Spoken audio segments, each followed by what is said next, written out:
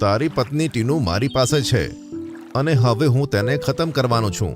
તારી પાસે કાલ સાંજ સુધીનો સમય છે. મને શોધી મારી સાથે લડીને પોતાની પત્નીને બચાવ, નહીં તો હું તેને મારીને ખાઈ જઈશ. કાલુ શિયાળ. સારસ રાજા, હવે હું ટીનુને કેવી રીતે બચાવું? તમે જ કંઈક કરો ને. સારસ રાજા બોલે તે પહેલા ગોલ્ડી બોલી પડ્યો. તું ચિંતા ના કર, હું છું ત્યાં સુધી તે ટીનુને કંઈ નહીં કરે. હું ટીનુને સહી સલામત લઈને આવું છું.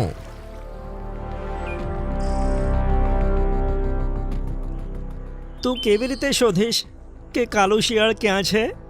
હું બાજ છું, કોઈ સારસ નહીં. મારી ચાલ પણ તેજ છે અને દિમાગ પણ. હું તેને શોધી કાઢીશ. આમ કહી ગોલ્ડી આકાશમાં ઉડ્યો. ગોલ્ડીનો આત્મવિશ્વાસ જોઈને ખરેખર હેરાની થાય છે.